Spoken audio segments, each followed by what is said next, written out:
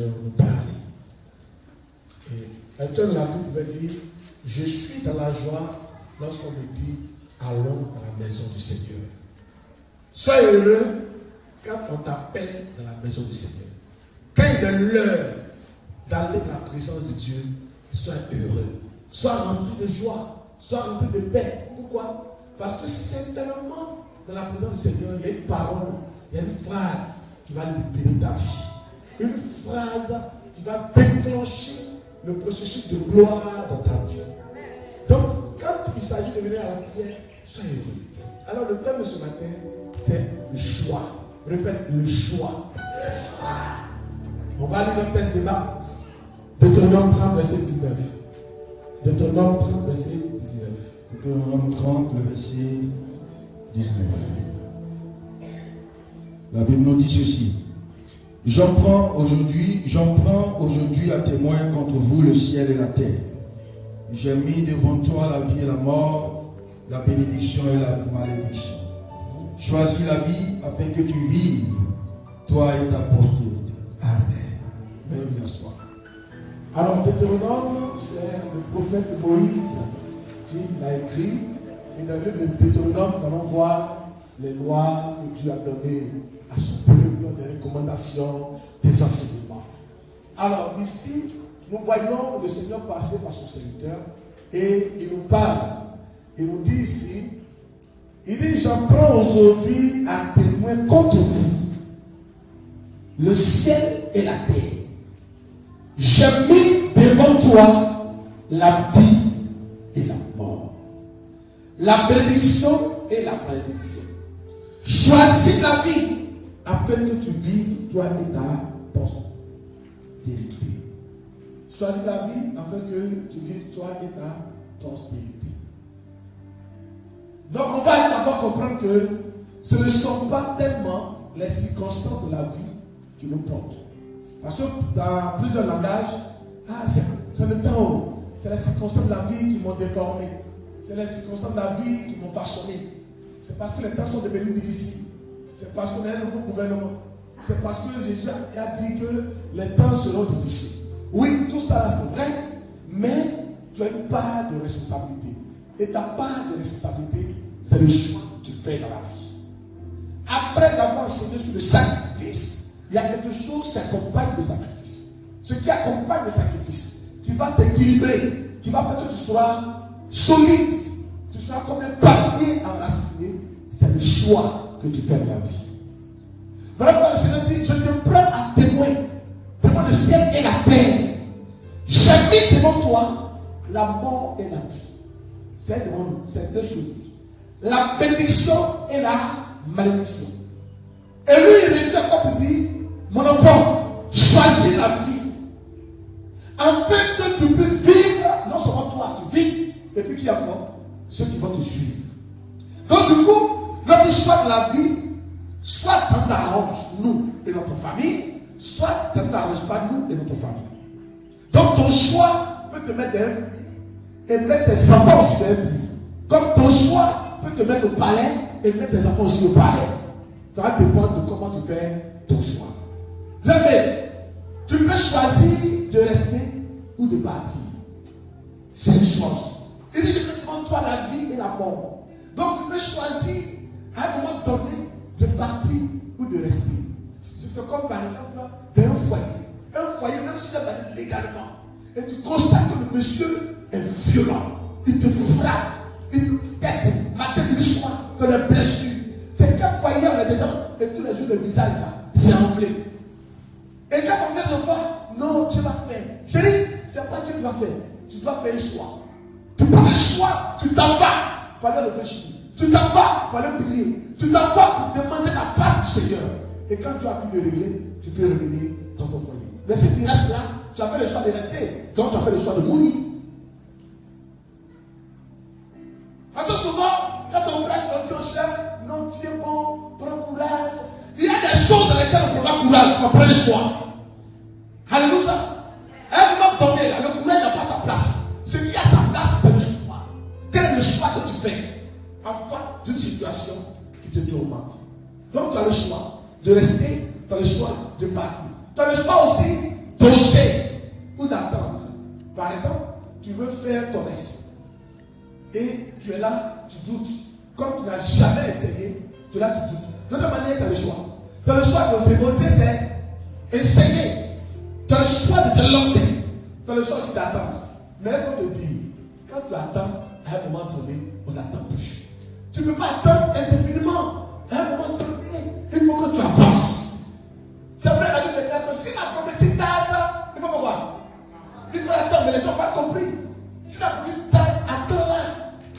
Elle va s'accomplir certainement. Bon, et depuis 18 ans, la prophétie ne vient pas. J'ai 24 ans, ça ne vient pas. 30 ans, ça ne vient pas. 35 ans, ça ne vient pas. Je ne veux pas. J'attends toujours.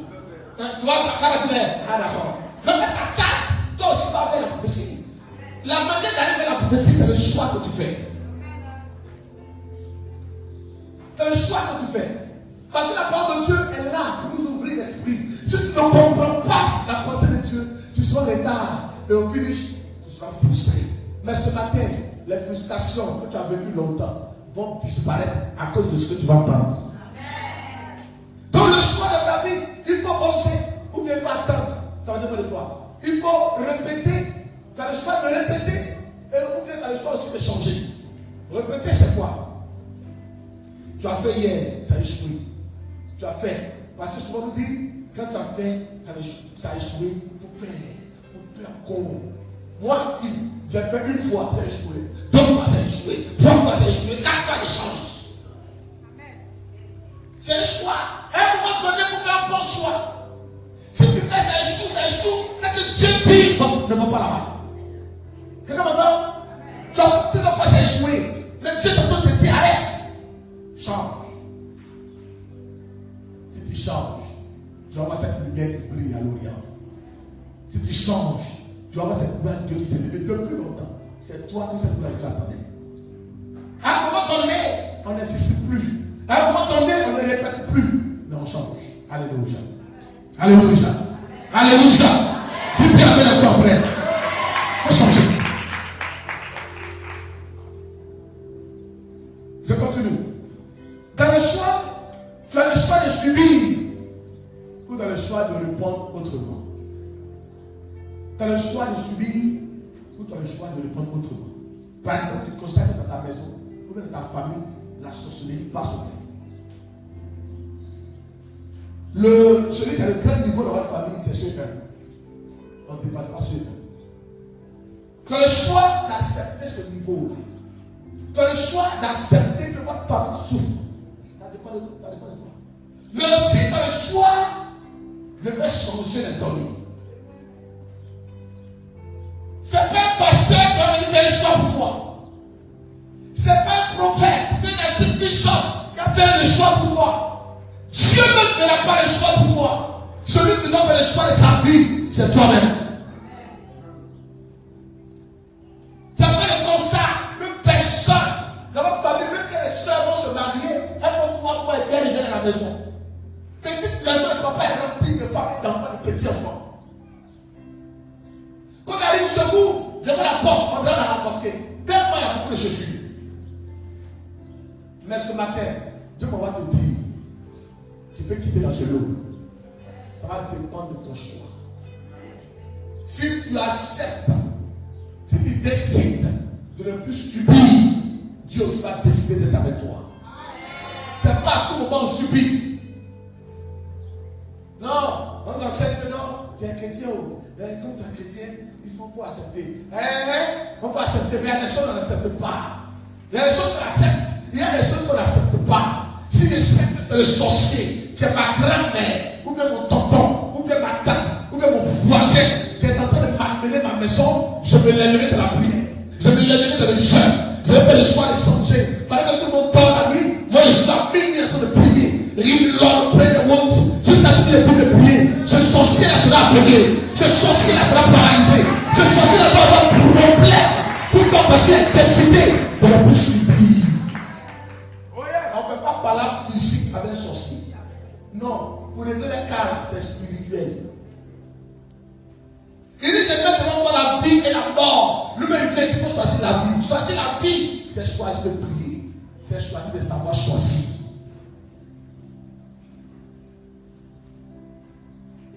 souvent, il y a des petits choix répétés qui finissent par devenir une direction. Il y a des petits choix. Il y a des choix qu'on fait. Par exemple, tu te lèves matin. Parce qu'il y a des gens qui sont dans l'habitude, quand ils ne vont pas au travail, ils se lèvent matin. Ils sont assis devant la télévision. Du matin jusqu'au soir. Ils vont regarder tout le programme à la télévision. Parce qu'ils font ça. Si tu es là, tu vas délivrer ce matin. C'est un mauvais choix. Parce que tu dis non, comme je ne suis pas au travail aujourd'hui, qu'est-ce que je fais? Je prends mon temps et je regarde la télévision. Tu regardes la télévision matin jusqu'au soir. Regarde, tu vas finir par y habituer. Une fois que tu es habitué, tu as fait un choix. Et ça là, ça va gâter ta vie. Même quand tu ne fais pas ton jour de travail, le jour où tu es libre, tu peux choisir de faire une activité.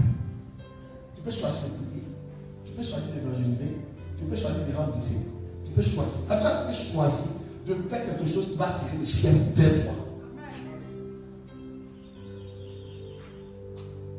Notre choix nous amène à la gloire, comme notre choix nous amène à la souffrance. Notre choix nous amène à la gloire, comme notre choix nous amène à la souffrance. Souvent, un seul choix clair vaut mieux que 1000 hésitations confortables. Souvent, un seul choix bien clair, ça vaut mieux que 1000 hésitations. Souvent, tu entends les gens qui disent, j'hésite, je vais faire, mais j'hésite. Tu as hésité, toute ta vie tu hésites. Ça te fait mal. Tu me regardes. Ton cœur bat. Il t'indexe. Tu hésites sur moi. Aujourd'hui, Dieu dit ne plus hésiter, mais il veut que tu fasses un choix. Mais un bon choix. Mais regarde, le secret pour réussir à faire un bon choix, c'est la prière. Parce que si tu fais un choix selon la chair, tu vas souffrir. Mais tu fais un choix avec le Seigneur. Il va t'aider. Il dit le Saint-Esprit se viendra sur vous et il vous orientera. Il vous guidera dans toutes les voies. Donc ça veut dire que quand tu devant un choix, cet esprit, voici à faire. Aide-moi. Il va t'aider à faire le bon choix. On ne choisit pas une église parce qu'elle est belle. On ne choisit pas un pasteur parce qu'il n'est pas le gros, une grosse fortune. Son père est clair. On ne choisit pas un frère en Christ parce que le frère est pris beaucoup. Non. On choisit parce que le Saint-Esprit t'a orienté. Parce que tout ce qui brille n'est pas dedans. Tu parles de une communauté où tout brille de la chair jusqu'en bas.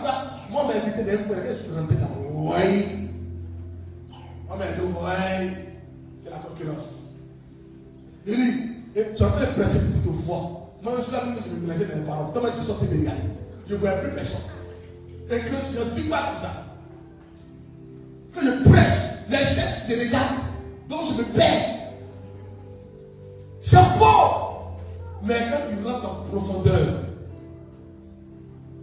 c'est ton beau blanchi. Quand tu rentres en profondeur, pas de converti. C'était des théâtres. C'est du ballet. Jésus arrive. Je répète, Jésus arrive. Beaucoup seront surpris que Dieu, c'est pas ce qui tape à l'œil, c'est ce qui frappe dans le cœur que lui regarde. C'est ton cœur. Et tiens, ton voisin, c'est ton cœur. Il faut le toucher, dis-lui ça.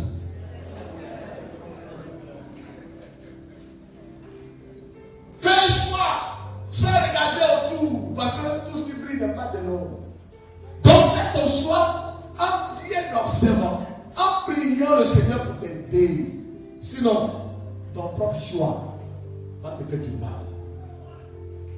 Tu as fait un choix d'un mari chez toi à l'église, d'un mari qui a tout.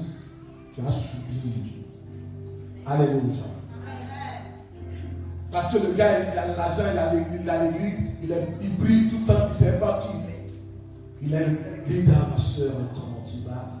Bon, d'accord, moi je fais de vos frères, je suis converti, ça fait tellement d'années, et je suis encore célibataire. Toi, dès que tu te la tête, hé, la soeur, il t'a rien dit, le bon frère qui est arrivé là, tu ne vois pas, mais oh, le frère qui a une voiture, oh, qu'est-ce qu'il a dit aujourd'hui?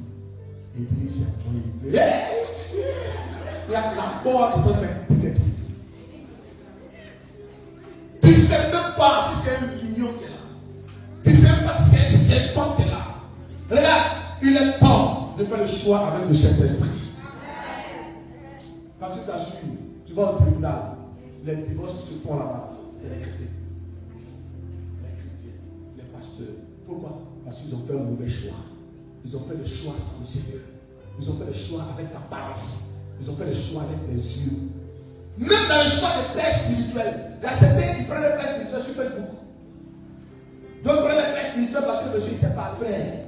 Ton choix va déterminer ton avenir. Ton choix d'aujourd'hui va déterminer ton avenir. Si tu as fait un bon choix aujourd'hui, demain tu vas manger les meilleurs fruits. Tu as fait un bon choix aujourd'hui, demain tu vas réduire ta famille. Tu as fait un bon choix aujourd'hui, demain tu vas acclamer le Seigneur toute ta vie. Mais si tu as fait un mauvais choix aujourd'hui, pendant que les choses sont en train de se réjouir, toi tu vas pleurer. Tu seras en train de demander toujours prière. Tu seras en train de te promener dans les camps de prière. Pourquoi? Parce que tu as mal fait ton choix. Il y a certains qui ont fait le choix de ne pas aller à l'église. Pour d'aller à l'église 2 fois dans le mois, ou une fois dans le mois. 2 fois dans l'année. 31 décembre et puis 24. C'est ton choix. Mais je te dis ton choix, c'est ça qui va te faire du mal demain. Alléluia. Regardez, notons ici quelque chose. Après, on ne choisit pas tout. Mais on choisit ce qu'on fait avec ce qui nous arrive. On choisit ce qu'on fait avec ce qui nous arrive. Il y a des fois que tu n'as pas fait le choix, mais quelque chose t'est arrivé. C'est ça, non? Tu n'as pas fait le choix, mais c'est arrivé. Quand ça t'arrive là, qu'est-ce que tu fais? Quand la chose est tombée sur toi, qu'est-ce que tu fais? Tu fais avec la chose, avec beaucoup de péchement. Bon, quand c'est arrivé, la nuit, on frappe à ta porte. Tu regardes cet étranger qui est venu. Tu n'as pas fait le choix d'aller le chercher pour venir chez toi. Lui-même n'a frappé à ta porte. Qu'est-ce que tu fais? Tu le reçois chez toi, tu fais avec. Mais quand tu l'as reçu chez toi, ça veut dire que la nuit là, tu ne dois pas dormir. Alléluia. C'est cette affaire. Il y a des moments où tu fais le choix, il y a des moments où tu ne fais pas le choix, ça vient te trouver. Mais quand ça vient te trouver, c'est un message de Dieu pour te dire, si tu avais l'habitude de dormir, c'est le moment de ne plus dormir. Parce que tu ne sais pas qui est venu chez toi. Dans ce jour-là, quand tu l'as logé dans une chambre, tu veilles. Tu es dans ta chambre, tu écoutes. Dans ta chambre là-bas. Tu es au salon, rien ne mange, rien ne brûle. Tant qu'il ne fait pas le jour, tu ne dors pas. Sinon, tu vas te réveiller, tu vas t'appeler de te corriger pour tous. Donc, quand tu ne fais pas le choix, mais la chose vient de trouver. Il faut mener Josué 24, verset 15. Josué 24, verset 15. Oui. Et si vous ne trouvez pas bon, si vous ne trouvez pas bon de servir l'Éternel, choisissez aujourd'hui qui vous voulez servir. Attends. Donc voici Josué en face du peuple. Il les a enseignés, fait des séminaires. Mais il y avait encore parmi eux des gens récalcitrants. Des gens qui n'avaient pas compris la décision de suivre le Seigneur comme Seigneur. Donc il s'est arrêté et je dis, aujourd'hui, si vous refusez de servir l'Éternel, choisissez qui vous allez servir. Je viens aussi dire à quelqu'un ce matin, il faut choisir qui tu veux servir. Parce que dans la vie, on ne peut pas servir 2 mecs. Tu vas forcément choisir un que tu vas servir fidèlement. Mais quand il a dit ça, lui, sa réponse, il fait son choix. Vas-y. Quel est son choix? Ou les dieux que servaient vos pères au-delà du fleuve, ou les dieux des Amoréens dans le pays desquels vous habitez. Moi et ma maison, nous servirons l'Éternel. Jésus dit, lui et sa maison vont servir l'Éternel. Lui et ses enfants vont servir l'Éternel. Lui et ses enfants vont servir l'Éternel. Lui et son épouse vont servir l'Éternel. Et toi, quelle décision tu prends aujourd'hui? Est-ce que tu prends la décision de servir l'Éternel? Personne n'a servi Dieu et puis Dieu l'a abandonné. Personne n'a œuvré pour le Seigneur et puis Dieu l'a délaissé. Je dis à Dieu ce matin, si tu fais le choix de servir Jésus, si Si tu fais le choix de servir le Dieu d'Israël, si tu fais le choix de servir le Dieu d'Abraham, si tu fais le choix de servir le Dieu qui revient bientôt, ce Dieu va te lever dans tout ce que tu vas faire. Il va te lever. Il dit, choisissez qui vous voulez servir aujourd'hui. Vous qui ne voulez pas servir Dieu, vous qui ne voulez pas jeûner, vous ne voulez pas prier, vous ne voulez pas lire la Bible, vous ne voulez pas évangéliser, choisissez qui vous allez servir. Parce que ici, dans cette église, nous ici, on a choisi de servir l'Éternel. Si tu es d'accord avec moi, dis pour toi, Amen. Dis-moi et ma maison, nous servirons l'Éternel. Ça fait des millénaires, des années, des millions d'années que des gens ont fait le choix de servir l'Éternel. Et cela ne se les a jamais abandonnés. Ma fille fait le choix de servir Dieu. Il y a beaucoup de choses à faire dans la maison du Seigneur. Viens nettoyer. Tu vas prendre servir Dieu. Viens balayer. Viens faire quelque chose. Viens faire décorer. Viens, aujourd'hui au piano. Viens. Fais ça pour Dieu. On s'est trop donné dans le monde. Tu t'es trop donné dans le monde. Tu t'es trop donné dans le monde. Le monde a donné quoi? Rien. Mais je te promets, il y a quelqu'un sur ma tête qui le sait. Tu vas voir ta vie changer. Jésus de Nazareth. Jésus a dit, si vous voulez aller servir le Dieu des Égyptiens, allez-y. Si vous voulez aller servir le Dieu des péticheurs, allez-y. Mais moi, Josué, moi, ma famille, on a choisi de servir l'Éternel. Est-ce qu'il y a une famille qui veut servir l'Éternel? Je rends gloire au Seigneur. S'il y a une famille qui veut servir l'Éternel. Vous savez, on ne sert pas Dieu pour manger. On ne sert pas Dieu pour s'habiller. On ne sert pas Dieu pour être vu. On sert Dieu pour que Dieu soit vu. Quand tu es vu, il va te faire voir. Ah, on a étudié la vérité. C'est comme quand on compte, on dit 1, 0, 1, 2, 3, 4. Quand tu mets 0 devant et que tu mets 1, ça fait 0, 1. Ça n'a pas de valeur. Mais quand tu mets 1, puis après tu dis 0, ça fait combien? 10. Abraham a dit ceci, qui est l'homme? Poussière au sol. Job a dit, nu je suis venu, nu je veux partir. Tout ça veut dire que l'homme est 0. L'homme est 0. Tout ce qui est dit, l'homme est 0. Faut toucher quelqu'un qui dit, l'homme est 0. Non, pas bien parler, Dieu le voit. Dis, l'homme est 0. L'homme est 0. Alors, pour que l'homme soit multiplié, pour que l'homme soit ait la valeur, il faut écrire 1 avant de dire 0. 1, c'est Dieu. 1, c'est Jésus. Donc, quand tu mets 1, Jésus, et puis tu écris 0, toi, ça fait 10. Désormais, on ne voit plus 0, mais on voit 10. Mais si tu te mets toi-même, et puis après, on vient Jésus, tu seras toujours 0. La honte sera ton partage. Mais le jour où Jésus sera devant, et puis toi derrière, les gens vont t'applaudir. Les gens vont te demander ton secret. Ils vont te demander comment tu fais. C'est parce que tu as mis Jésus devant. C'est parce que tu as mis Jésus devant. Jésus dit, moi et ma maison, nous servirons l'Éternel.